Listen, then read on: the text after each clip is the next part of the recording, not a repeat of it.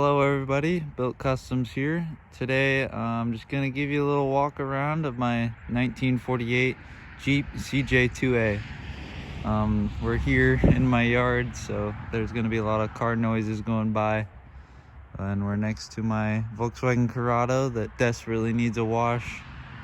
But today we're looking at the Jeep because not many people have seen these before. They're kind of rare nowadays. This one is bone stock. Nothing's been done to it really, other than it's got non-original seats, but I have reupholstered them to match. It also has aluminum floor pans, as you can see here.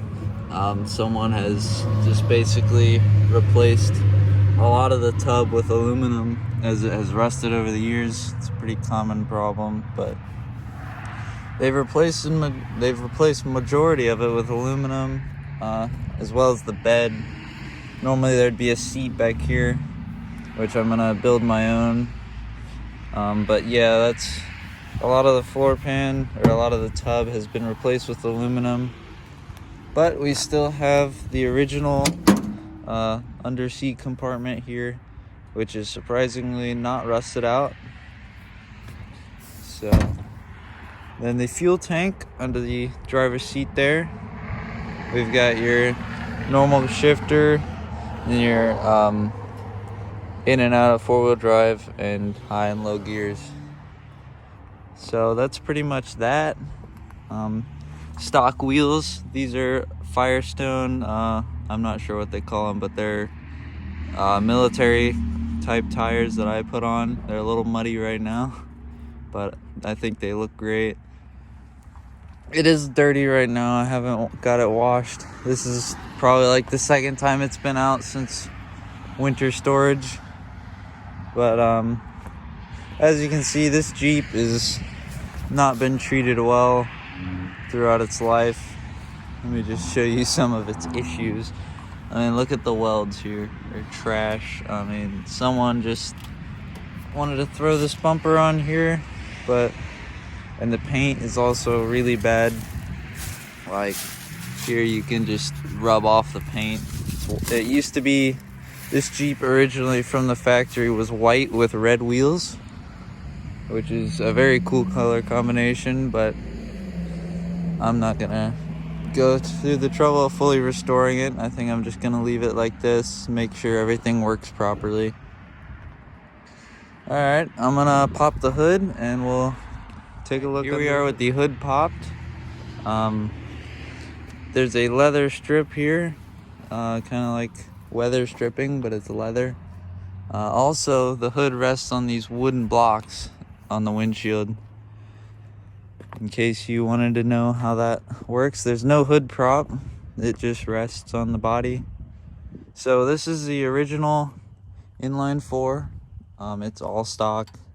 This has been converted to 12 volt. It's no longer 6 volt like it was from the factory. It's got a different air cleaner on it. But other than that, everything is original. And as you can see, it's been beat on. So I am going to clean up under the hood a little bit. Probably just sand down the block and just make sure it's all clean and give it a nice paint job. But yeah, that's under the hood. There's not much to talk about. Still got the original plaque here. But yeah, it's nothing much, that's for sure. Also, someone welded some square tubing to the hood just to make it a little stronger.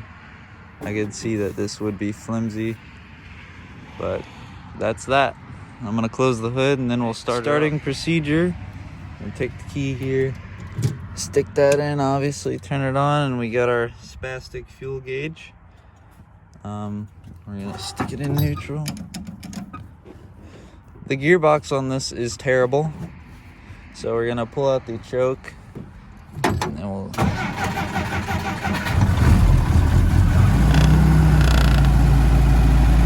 there we go. Now we're started up.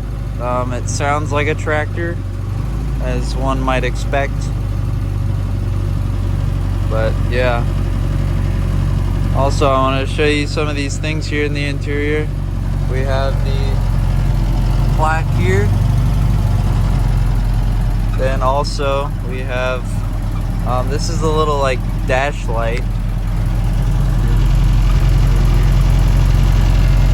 Someone stuck a penny on the end of it, and when I pull the light switch here, it you can't really tell, but it lights up. And that's how you see your gauges at night.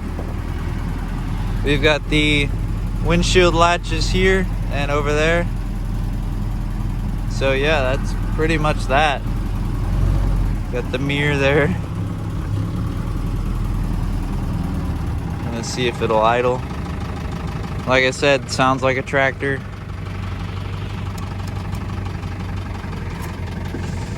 Let's do a little walk around while it's idling.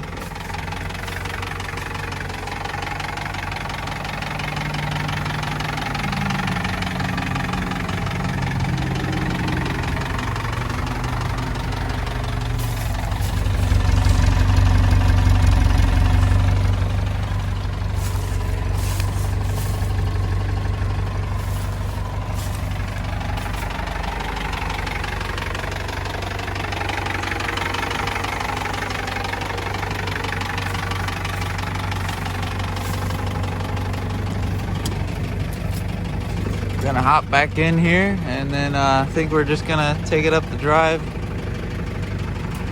So stick her in gear here,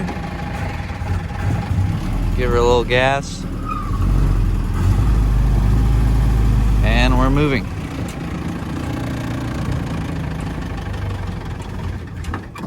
And we stalled.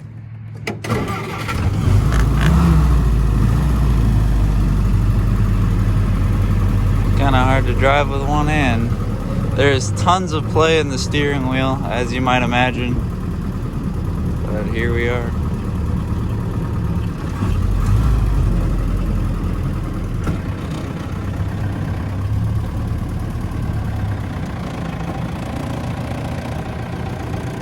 We're gonna stick it in reverse here. Once again, trying to drive with one hand. This massive steering wheel.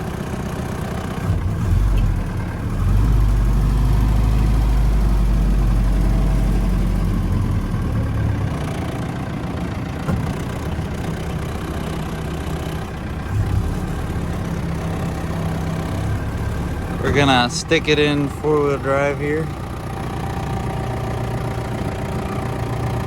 And then we're gonna go in low gear. And we're just gonna let out the clutch in first gear, and I'll show you how it crawls. As you can see here, she's going on her own. But I'm gonna hop back in here.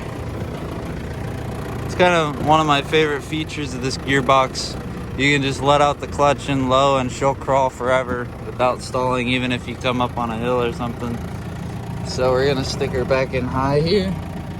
Take her out of four-wheel drive.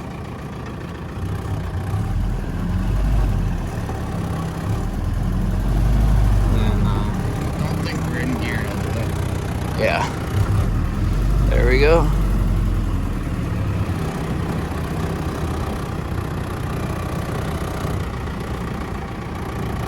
I'm gonna back her back into her parking spot.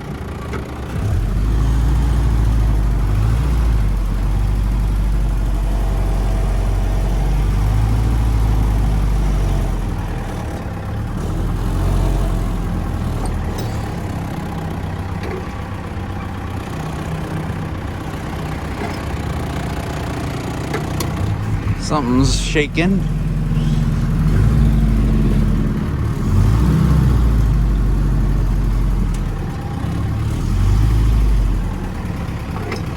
And here we are. So the emergency brake is not currently working, but so I just leave it in gear, let the clutch out, and we roll to a stop. So that's gonna end this video. Like I said, this is my 1948 Willys Jeep CJ-2A. I'm gonna go ahead and point out the differences before I end this from a CJ and an MB. Number one, we got a tailgate here. I mean, no bumperettes. As you can see, we have this wherever you can put your hitch on here. These CJs were mostly used for farm use. A lot of farmers used them for running around town. Top speed on this is about 45. You can get to 50 if you're lucky, but I don't like to push it. They say that it's rated for 60 miles an hour from the factory, but that is not true at all. So yeah, I'm gonna end it with that. Thanks for watching. Catch you next time.